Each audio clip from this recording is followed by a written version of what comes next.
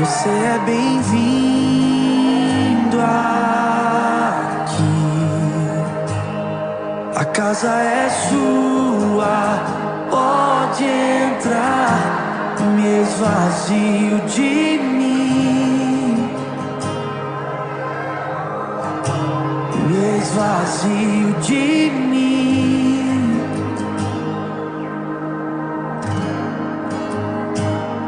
Sopra o teu vento aqui, toma o teu trono, vem reinar. Nós queremos te ouvir, oh, nós queremos te ouvir.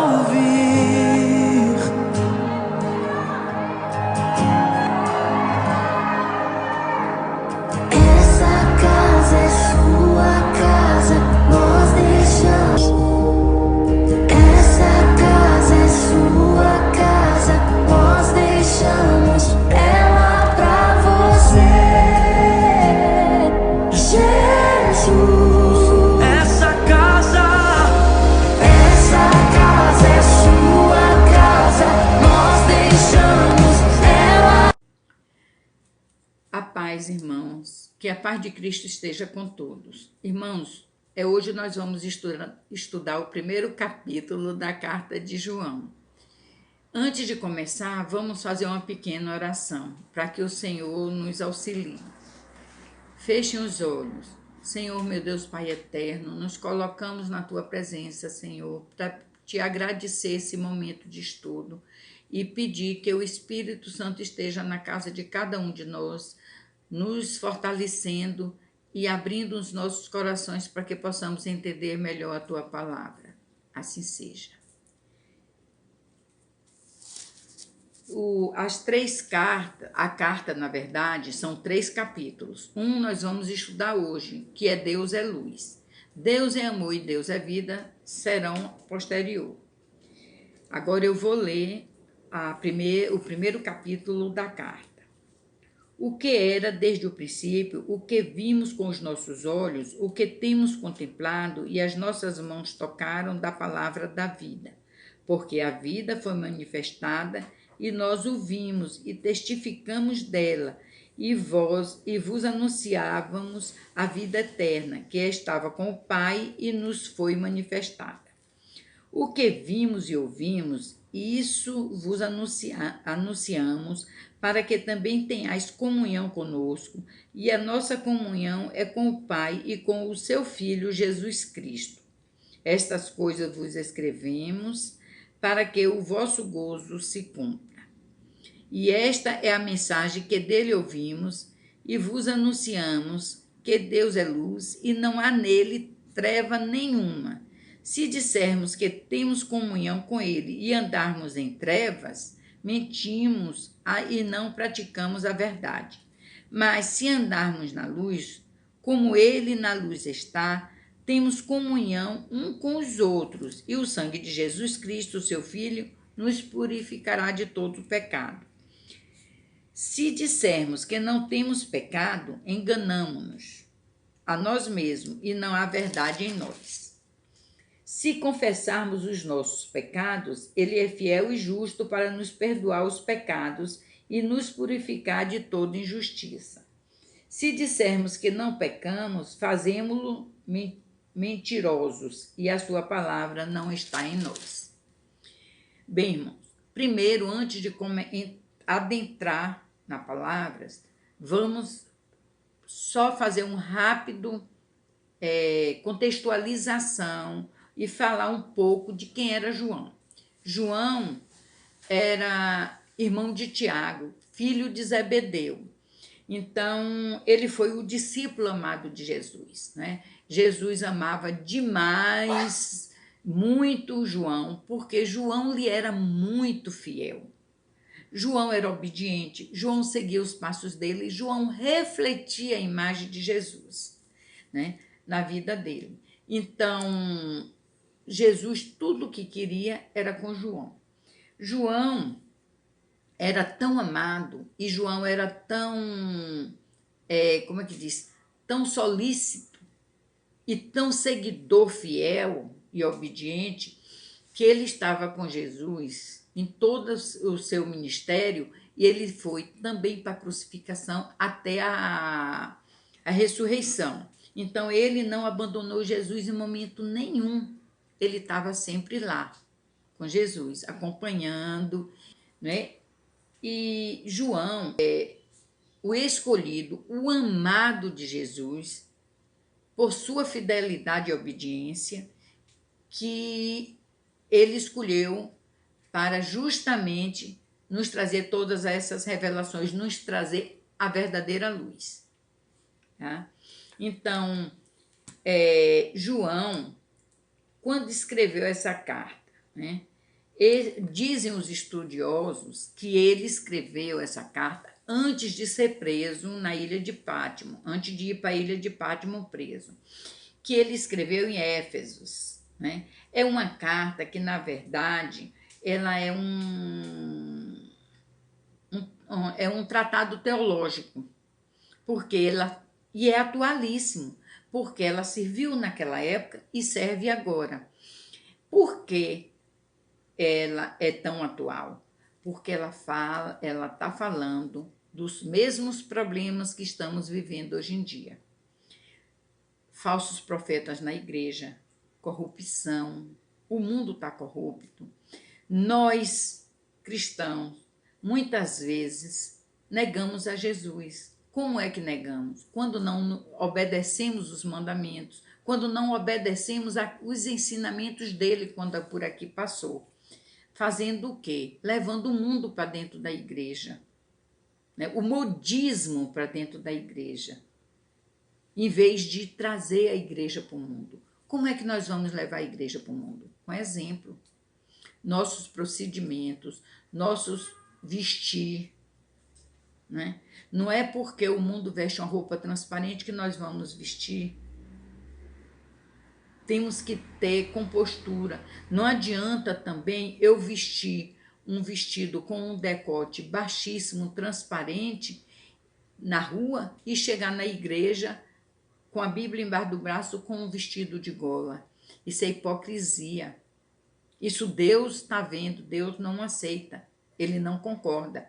Então, isso João fala bem, que nós não podemos ser mentirosos. Por que não mentirosos? Porque quando a gente mente, a gente está negando a Jesus. Tá? E eu vou chegar daqui a pouco, abrir mais um pouco esse leque, né? Então, para quem foi escrita a carta? Para todos nós, como falei. Mas por que ele escreveu? Qual a finalidade, qual a intenção de João a fazer essa carta? Era um propósito de nos alertar contra os falsos profetas. Porque naquela época de João, né, na época que também é atual hoje, o que é que existia? Existia uma mistura. Pessoas cristãs que se diziam cristãs e pregavam. Lá na frente, são os pastores mesmo da época, pregavam que existiam dois deuses. Mostrava que era um Deus bom e um Deus ruim. Então, se existiam dois, ele não aceitava Jesus, Deus, Pai, Filho, Espírito Santo em uma única pessoa. Ele achava que tinha dois. Eram dois deuses, um bom e um ruim. Certo? Que Deus era vingativo e Deus não é vingativo. Deus é amor e perdão. Quando alguma coisa acontece, ele fazendo justiça, não é ele se vingando. Deus não se vinga, Deus é justo. E vou dar um exemplo. Se você tem um filho, 2 filhos, aliás, em casa. Os 2 brigam. Você é pai. Você vai pegar o primeiro que lhe aparece e dar tapa sem saber o que é que houve? Ou botar de castigo? Não. Você vai primeiro ouvir a história da boca dos 2 e tentar ser o mais justo possível, por amor, porque você ama seus filhos. Imagine, Nós, humanos, pecadores, tentamos ser justos com os nossos filhos. Imagine Deus, nosso Criador, Pai amoroso, e que não tem vingança dentro dele, ele tem justiça. Porque quando você corrige teu filho, você corrige por amor e não por vingança. Você é o quê? É justo, faz uma correção por amor e justa. Assim também é Deus. Porque quando nós desobedecemos e pedimos perdão a Ele, Ele nos perdoa de imediato do pecado. Mas Ele não nos livra da consequência dos nossos pecados. Exemplo, uma pessoa chega até mesmo a, como diz, matar. E como acontece que eu já cansei de ouvir dizer, matou e agora é crente. Aí eu disse à pessoa, eu disse sim, matou, cumpriu o que ele tinha que cumprir para a sociedade, está livre. Ele se arrependeu, pediu perdão a Deus e não fez mais. Aí Deus perdoou. Mas Deus não livrou ele da cadeia, de cumprir o que ele tinha que cumprir. Mas Deus perdoou para a salvação dele. É a mesma coisa. Que Deus deixou ele cumprir porque gostava menos dele do que de mim? Não, porque Deus é justo, não é vingativo. Voltando, né? Então, a finalidade dele era justamente prevenir isso, e para isso ele tinha que mostrar que Deus, que Jesus era Deus, que era o Filho de Deus encarnado. E não como a outra parte achava que Deus, na linguagem de hoje, seria Matrix, que seria virtual, por exemplo, que na verdade não havia encarnado, não havia crucificação, que tudo era como se fosse uma imaginação, uma criação, e que Deus continuava lá, no céu, e que nada tinha acontecido aqui, que tudo tinha sido fruto da imaginação. Então João, o que é que faz? João cita logo 7 milagres de Jesus, para provar que era Deus. Teve muito mais, mas ele cita logo 7. Depois ele cita quando as passagens na Bíblia que Jesus fala que eu sou. Quem é que falou eu sou? Deus. Onde? No Antigo Testamento, na sarça ardente para Moisés. Quando Moisés pergunta a ele, quem és tu? Qual o teu nome? Ele diz, eu sou. Então, o nome de Deus, eu sou. Então, ele quis dizer com isso o quê? Que ele é o início, o meio e o fim, o Criador. E Jesus, quando ele diz assim, eu sou a videira, eu sou a árvore da vida, eu sou o bom pastor, eu sou o pão da vida, eu sou o princípio, o início e o fim, eu sou o caminho, a verdade e a vida. Quando ele faz todas essas citações, ele quis dizer o quê? Eu sou. Ele usou o quê? O nome de Deus. Então ele quis dizer o quê? Eu sou o Filho de Deus encarnado. Eu sou Deus. Isso João usa muito bem aqui para justamente mostrar que que Jesus não era uma figura folclórica, não era nenhum virtual, mas que Jesus era verdadeiramente Filho de Deus.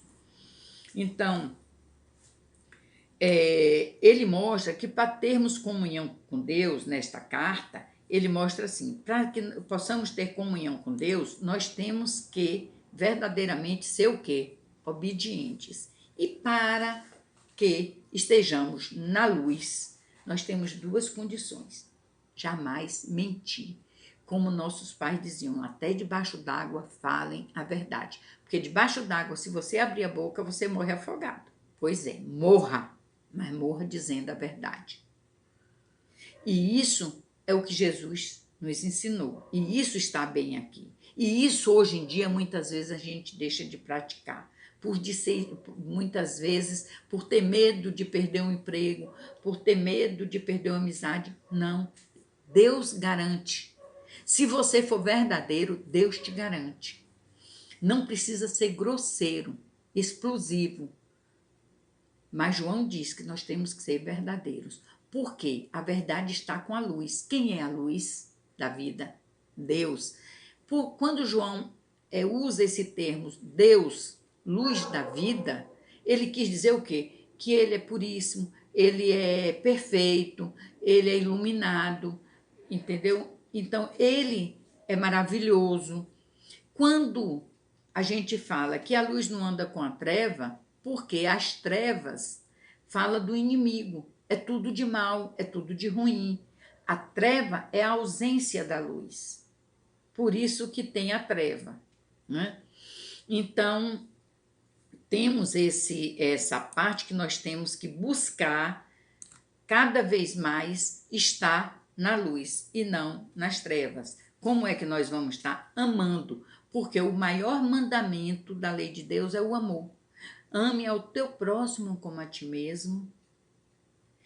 Isso significa muito. O amar teu próximo é dividir tudo com teu próximo. É dividir o teu amor, o teu carinho, a tua atenção. A pessoa que chegou menos favorecida na tua porta. Tu foi lá, alimentou. Aí diz assim, eu vou sair fazendo um monte de boas obras, porque tem a obra boa e a boa obra, né?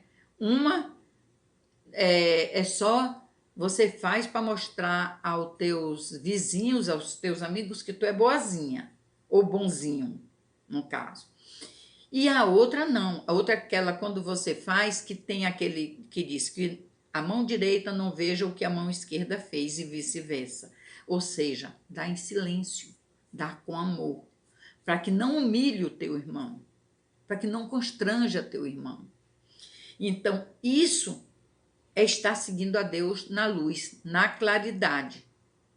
Entendeu? Então, isso tudo João tenta nos mostrar na carta dele. É exatamente isso. Seja luz, seja verdadeira. Porque aqui ele diz assim, mas se andamos na luz, como ele na luz está, temos comunhão uns com os outros. E o sangue de Jesus Cristo, seu Filho, nos purifica de todo o pecado. Muita gente interpreta isso aqui errado. O sangue de Jesus nos purifica. Então, eu sou perdoada e eu estou salva. Eu confesso que eu acredito nele, porque a salvação vem pelo crer. Quem crê, tem fé. E quem tem fé e crê, está na luz, porque ama ao próximo, faz exatamente a obediência que é principal e não mente. Então, essa pessoa, a princípio, está salva. Mas, irmãos, é o seguinte, nem sempre as boas obras só basta, porque as boas obras, o que nós fizermos para o nosso irmão aqui na terra, ou dando uma mão, ou ouvindo uma conversa, ou dando um sorriso para alguém que está triste, pondo a mão no ombro, ou dando um alimento, de que maneira for que você esteja ajudando o teu irmão, é ótimo, excelente e temos que fazer. Mas isso é bagagem nossa para levar, para receber nosso galardão lá em cima. Isso não nos dá a salvação. Isso nos dá o galardão. Depois que a gente ganhar a salvação, tem um galardão. E esse galardão é levado na nossa bagagem. Nós não vamos de mala vazia. Vamos levar eles todos lá dentro. Porque quando estivermos na presença de Jesus, nós vamos dizer, Senhor, eu estou aqui. Olha o que eu trouxe para o Senhor. E não vamos baixar a cabeça. Isso dá uma mala vazia a ele. Certo? Que a salvação e o galardão não é a mesma coisa. Você tem que ganhar as duas. Você ganha a salvação e luta pelo seu galardão. Então, voltando aqui, você não tem que mentir, porque a mentira é do inimigo. A treva é do inimigo. A treva é a ausência de luz, como eu já falei, né? Então, o que acontece? Quando a gente diz aqui que Jesus, ele se a gente confessar os pecados, ele é fiel e justo. Aí eu digo, sabe qual a diferença de nós cristãos para os não cristãos? É que nós cristãos, quando pecamos, nós nos arrependemos verdadeiramente, ajoelhamos, oramos e pedimos perdão a Deus, Ele nos perdoa, e daí em diante nós nos consertamos e não voltamos a fazer, a pecar de novo, a cometer aquele ato. No mundo, eles não se arrependem, eles têm remorso. Qual a diferença de arrependimento e remorso? O arrependimento, você pede perdão, você não volta a fazer mais aquilo. O remorso, você até pede perdão, ora, pede perdão e ficou com aquele arrependimento de remorso. Saiu dali, esqueceu, está fazendo de novo. Então, esse é o remorso. É essa a diferença que nós temos que ter do mundo. O cristão tem que se arrepender, não tem que seguir o mundo de remorso. Ah, eu sou evangélica, eu só queria ir em uma festinha ali, fui. Ah, mas eu cheguei em casa, me arrependi, pedi perdão a Deus. Ótimo.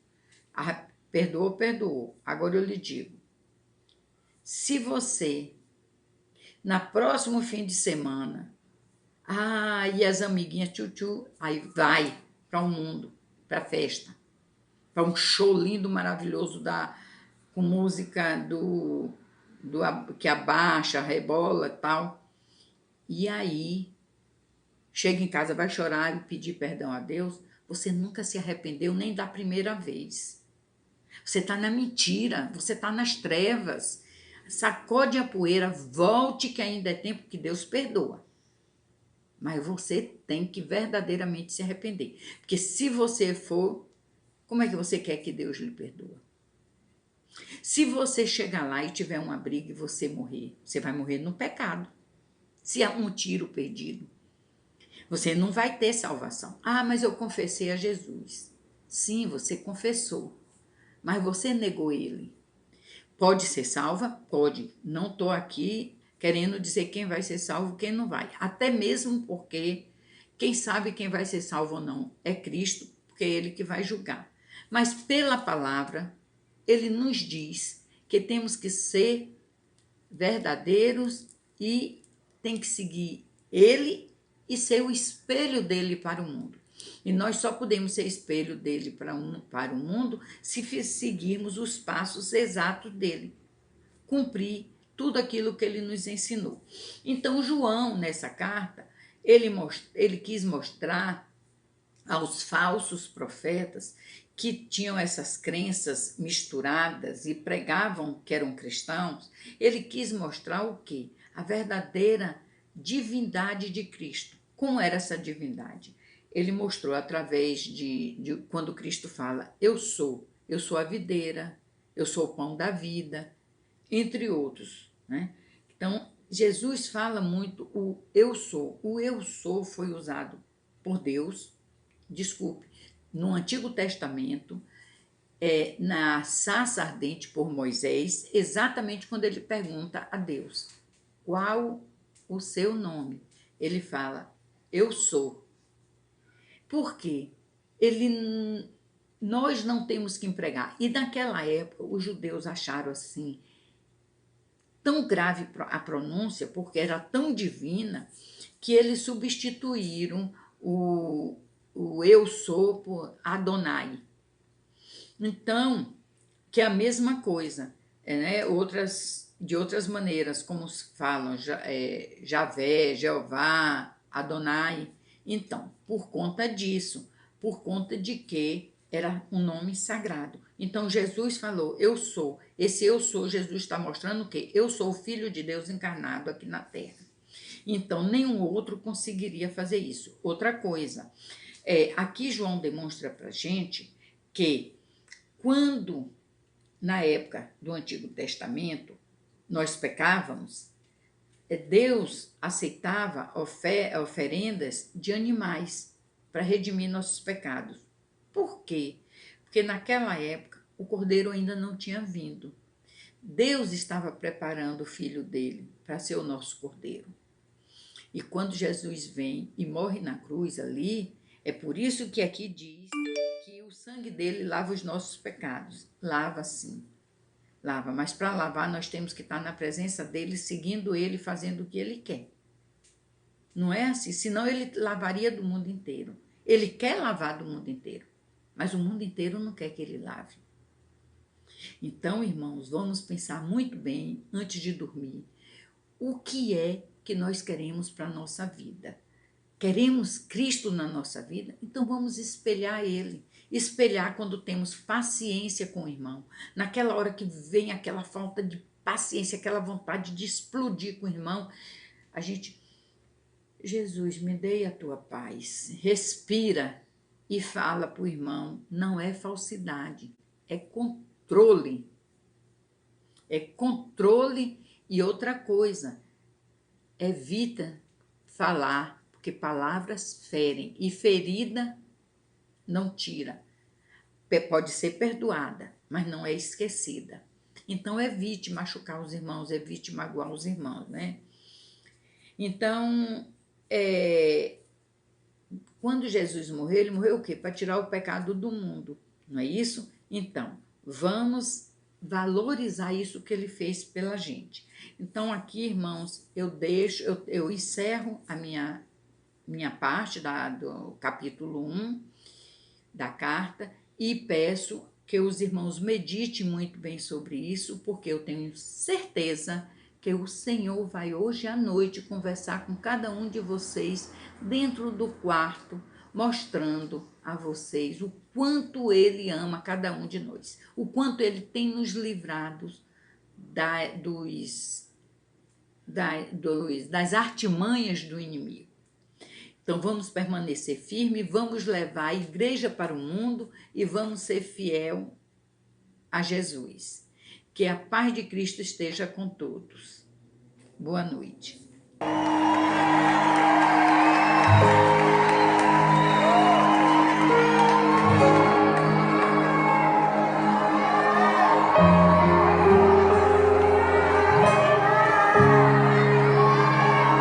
Você é bem-vindo aqui.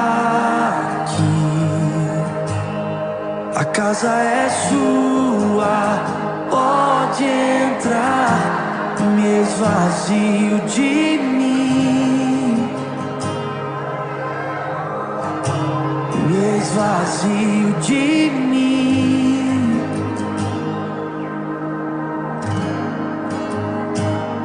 Sopra o teu vento aqui,